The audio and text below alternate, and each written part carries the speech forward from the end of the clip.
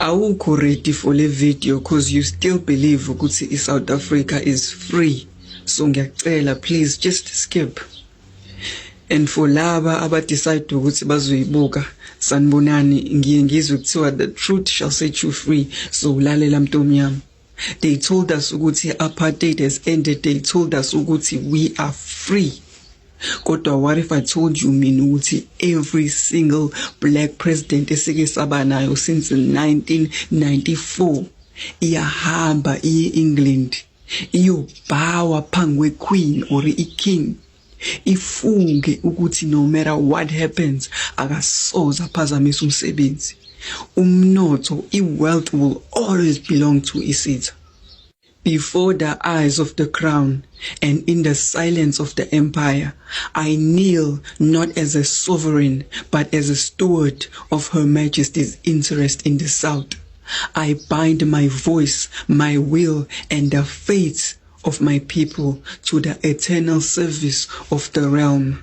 The gold beneath their feet, the diamonds in their soil, the waters in their rivers, and the labor of their hands, these shall not rise against the order. Let them believe in justice, let them believe in choice. But I know and I swear there is no choice. For the true rulers are faceless, eternal, and draped in velvet silence, and to them I offer my silence in return.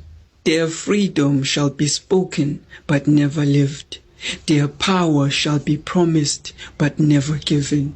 I shall guard the lie, feed the machine, and silence the stirrings of truth. Lalela mntomnyama.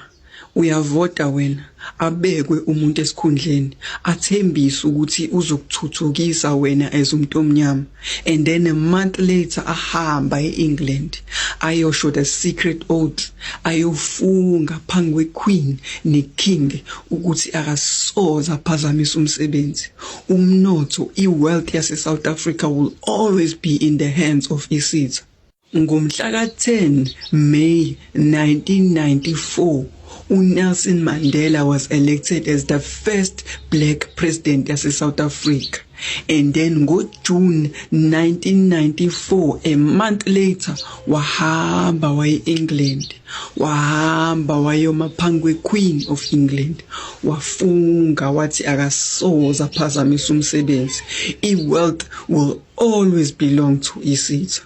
Ngomhla ka-16 June 1999, uThabo Mbeki was elected as the second black president in South Africa.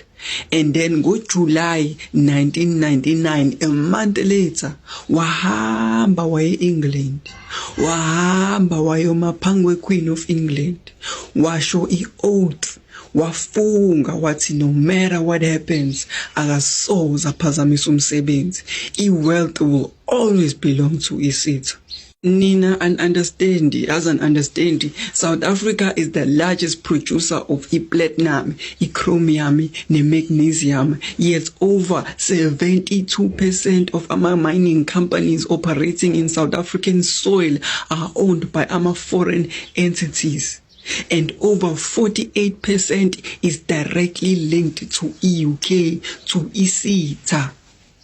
In 2023 alone, sabanika umnotho ongango 199 billion. And amount of 124 billion yaya directly to monarchy, yaya directly to the crown. Former President uThabo Mbeki signed a secret contract nesitha and le operation yabizwa nge-Operation Gold Veil.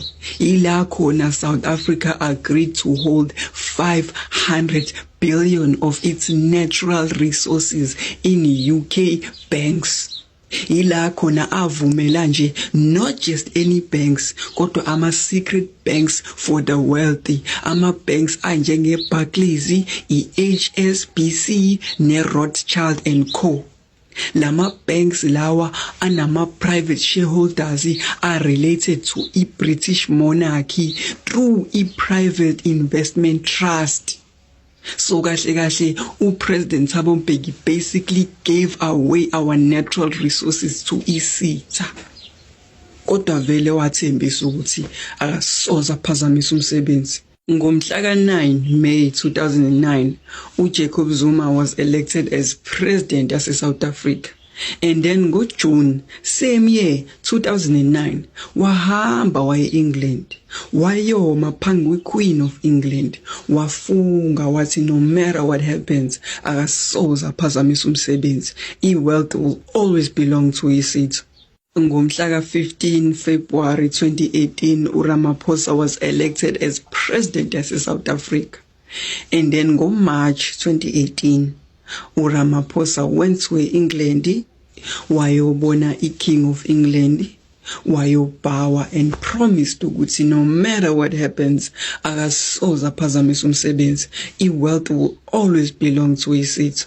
Umuntu omnyama always complains about amaGupta neEskom, kodwa akekho umuntu omnyama oyibuzayo ukuthi ama-Deboers indabela, i-Anglo-American indabela, i-HBP Billiton indabela, ngoba wonke lama company are linked to i-Britain monarchy.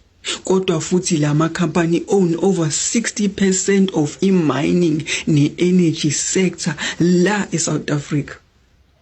Isitha knows ukuthi the minute thina siqala siphaphama, the minute umuntu omnyama uses ingqondo, bona bazo-activate uprotocol Albion.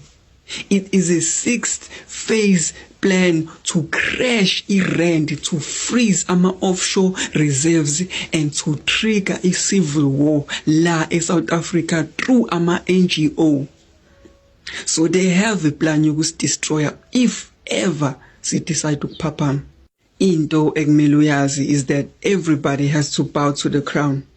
Ngeke wena ube president ucabanga ukuthi wena uzozana okwakho kuhlukile. It never happens that way, because i-monarchy controls South Africa through ama companies. I-monarchy controls South Africa through ama sectors ethu.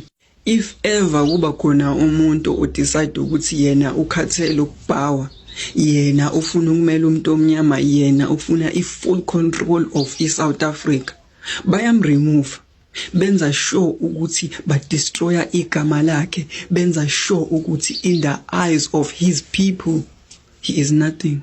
Abanye bethu they don't fight back. Abanye bethu they just accept iqiniso and live in a lie. Abanye bethu bavuma ukuthi umuntu omnyama should suffer cause bethemba ukuthi we will never know the truth. Abanye bethu only wanted power. Abanye bethu babazi ukuthi isitha somuntu omnyama womunye umuntu omnyama. So the only person okumele aphumelele is yena nomndeni wakhe, even if it means he has to sell out i-country yonke. Before we end the video, ngifuna wazi ukuthi i-Union Building in Pretoria still pays u-17 million every year to i-British Crown.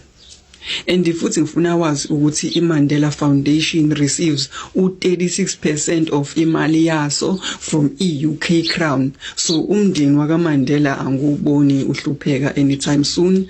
I also want you to know ukuthi every president before a year kube president receives imali engangu-60 million, which is u-2.5 million euros from i-UK Trust Fund.